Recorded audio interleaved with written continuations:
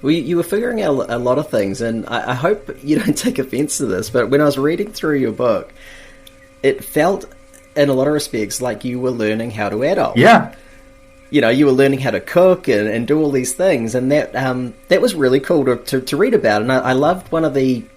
you said something like time in the kitchen is time invested in oneself. Yes. I'm paraphrasing. Yes. That is such a powerful concept, and I was thinking about that the other day when I was cooking a meal for us here, Bella and Dexter and myself, and I was thinking how awesome is this? Like, cooking is fun.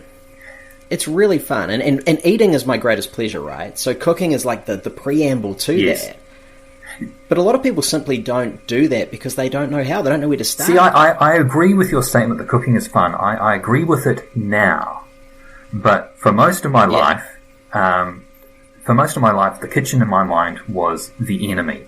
The kitchen was the place in my mind where all the calories came from, the calories that everybody was telling me were making me fat. I could make a tray of cheese on toast in the oven, and I could microwave anything I wanted, but that was literally all I knew how to do, because I figured, well, all the advice that people have been telling me what to eat and what not to eat, none of that has worked. So if what people are telling me to do isn't going to work, then I'm just going to do whatever I want. There's no point in paying any attention to anything, and I'm just going to eat whatever I want, eat whatever I enjoy. There's no value to cooking because all food is the same. Knowing now, of course, this is completely wrong, but that was where the mindset of fearing and avoiding the kitchen came from, because I'd just been convinced that, the almighty calorie rules all, and so, if the kitchen is where those calories are coming from, then that's an unhappy place for me. So, I did recognise that I would need time to face that and work on that, and I had to give up my video game habits for a while there to do that, but I was prepared to do that, right? It was like, okay, this is something I want to take seriously enough to say that I've given it an honest shot. I didn't want to sort of be half-assed about it. I wanted to take it seriously, go all in. This was the only way I was going to be able to prove this guy wrong, that low carb wouldn't work. I needed to give it an honest shot and go all in and take it seriously. And part of that, as you say, included, becoming familiar with the kitchen for really the first time in my life. The place where I live now, it's not large, and the kitchen would be perhaps the smallest part of it, and I kind of regret that now, because there's so many things that I would love to be able to do that I just don't have room for. I've got, the microwave occupies just about half of my entire bench. It's not a large place, but at the time I didn't feel like I needed a large place, because the kitchen was my enemy, and it's not now. The kitchen, once you know how to use it, can absolutely be your best friend, for sure.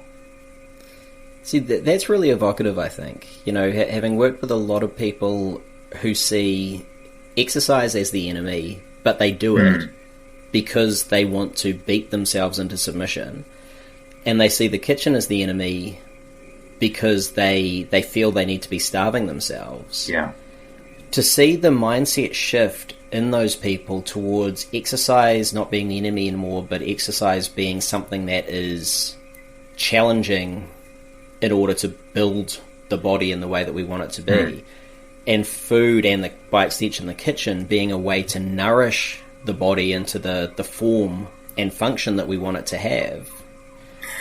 That's a very important mindset shift. Yeah, absolutely. Like once I'd figured out that, okay, not all foods are created equal, that a calorie is not always necessarily a calorie, that we, our bodies can respond in different ways to different types of foods, that there are some avenues for exploration there, that, if some things are better than others by whatever measure, then the kitchen at that point almost becomes like a science lab, where you can, okay, here's a food that I think might work. Let's see if I can make a meal out of it. Let's see if I can enjoy it. Let's see how I respond to it after the fact. Maybe that's a mindset that someone with my sort of inclinations can latch on to. See it as less of a kitchen and more of a science lab as part of this grand experiment on how to get one's life in order.